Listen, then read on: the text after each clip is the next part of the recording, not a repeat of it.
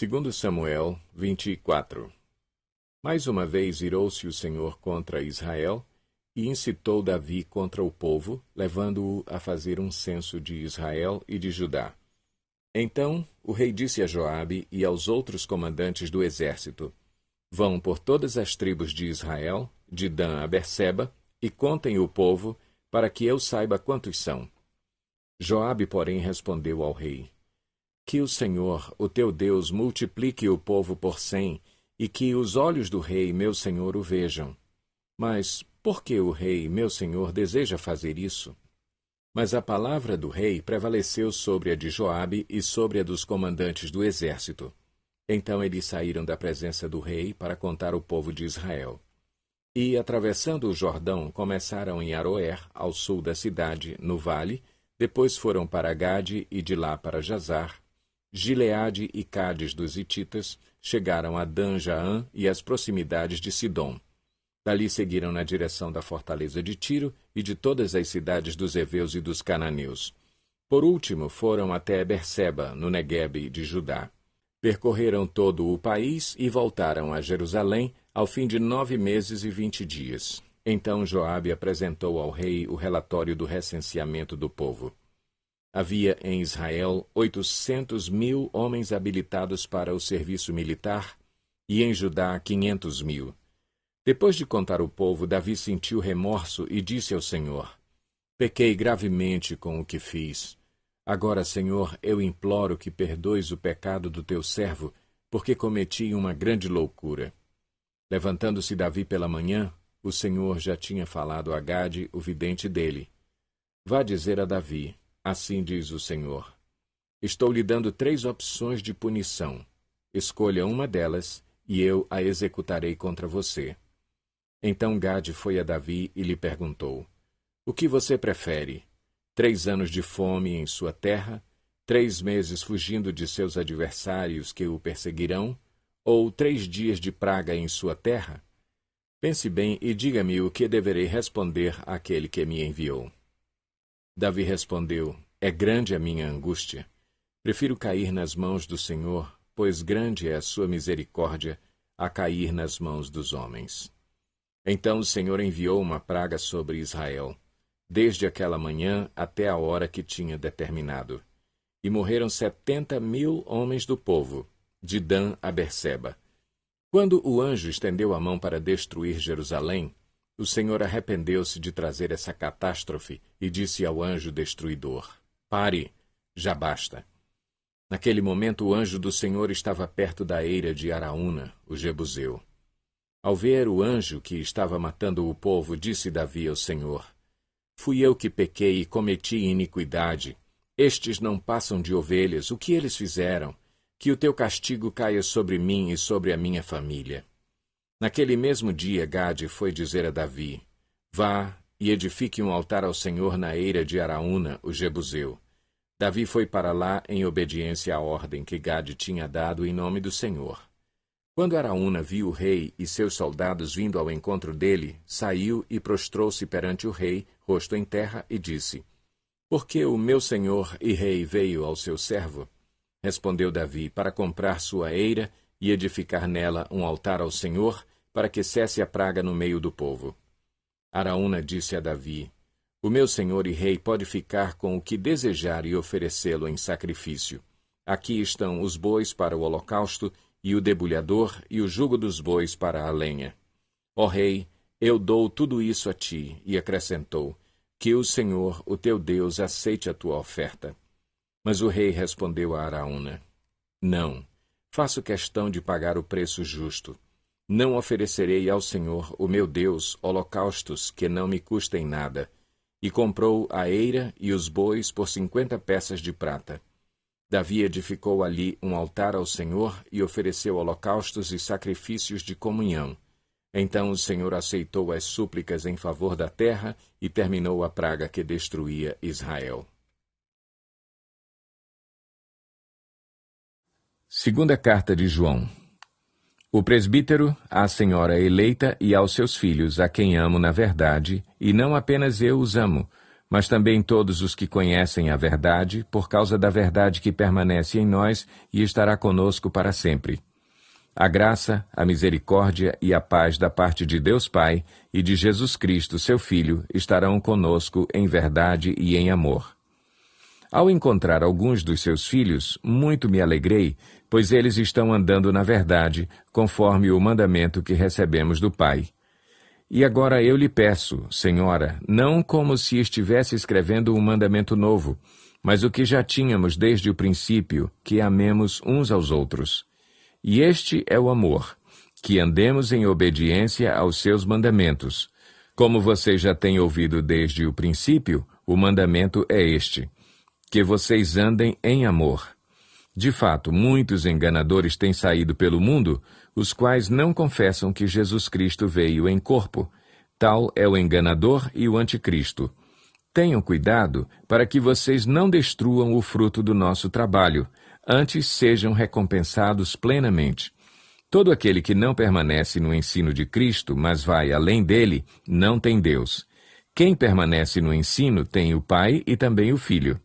Se alguém chegar a vocês e não trouxer esse ensino, não o recebam em casa, nem o saúdem, pois quem o saúda torna-se participante das suas obras malignas. Tenho muito que lhes escrever, mas não é meu propósito fazê-lo com papel e tinta. Em vez disso, espero visitá-los e falar com vocês face a face, para que a nossa alegria seja completa. Os filhos da sua irmã eleita lhe enviam saudações. Evangelho segundo João, capítulo 1. No princípio era aquele que é a palavra. Ele estava com Deus e era Deus.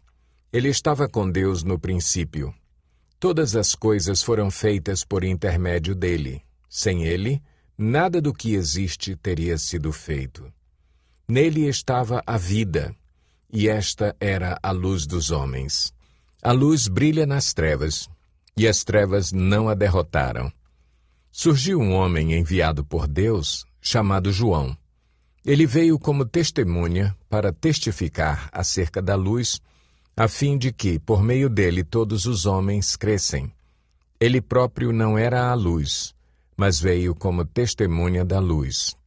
Estava chegando ao mundo a verdadeira luz que ilumina todos os homens. Aquele que é a palavra estava no mundo, e o mundo foi feito por intermédio dele, mas o mundo não o reconheceu.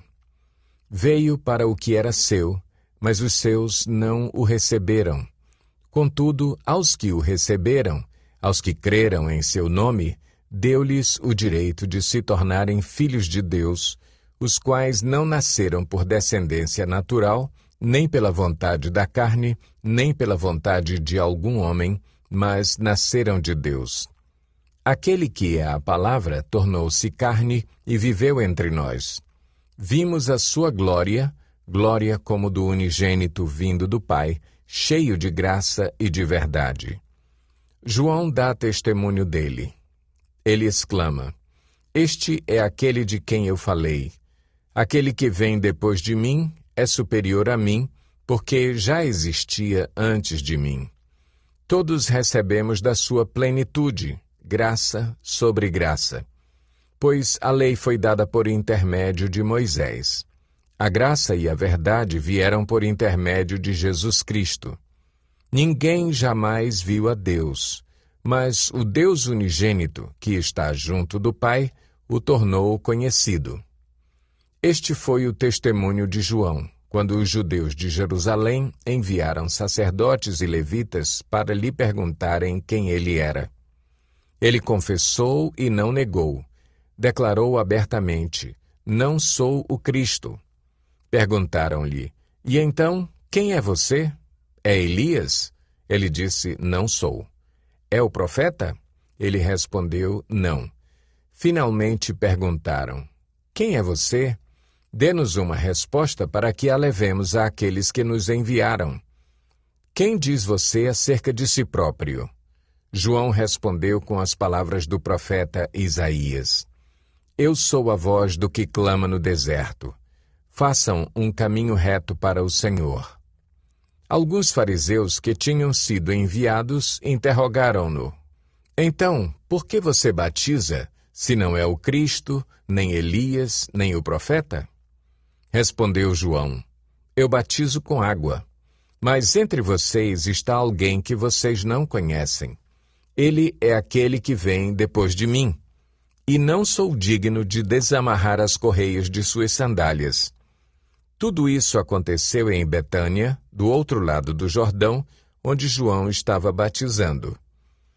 No dia seguinte, João viu Jesus aproximando-se e disse: Vejam, é o Cordeiro de Deus que tira o pecado do mundo. Este é aquele a quem eu me referi quando disse: Vem depois de mim um homem que é superior a mim, porque já existia antes de mim. Eu mesmo não o conhecia, mas por isso é que vim batizando com água, para que ele viesse a ser revelado a Israel. Então João deu o seguinte testemunho: Eu vi o Espírito descer dos céus como pomba e permanecer sobre ele.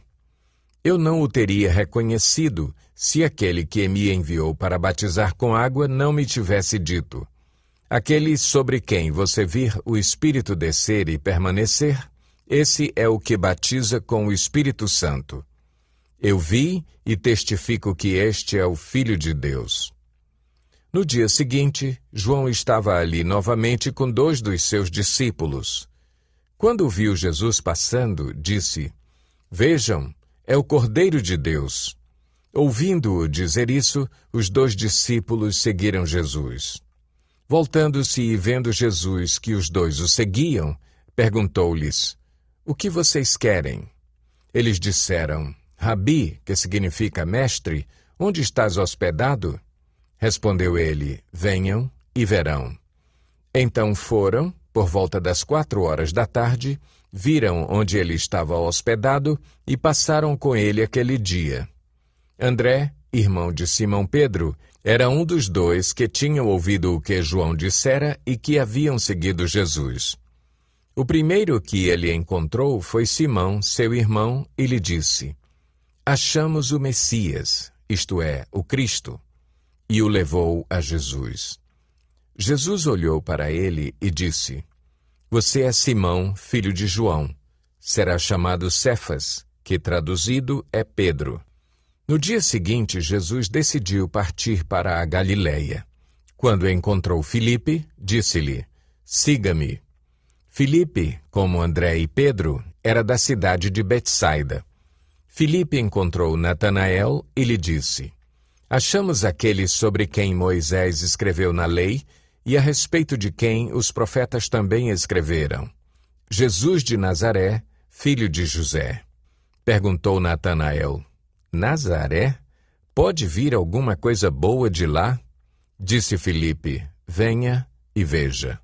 Ao ver Natanael se aproximando, disse Jesus: Aí está um verdadeiro israelita em quem não há falsidade. Perguntou Natanael: De onde me conheces? Jesus respondeu: Eu o vi quando você ainda estava debaixo da figueira, antes de Filipe o chamar. Então Natanael declarou: Mestre, tu és o Filho de Deus, tu és o Rei de Israel. Jesus disse: Você crê porque eu disse que o vi debaixo da figueira? Você verá coisas maiores do que essa. E então acrescentou: Digo-lhes a verdade. Vocês verão o céu aberto e os anjos de Deus subindo e descendo sobre o Filho do Homem.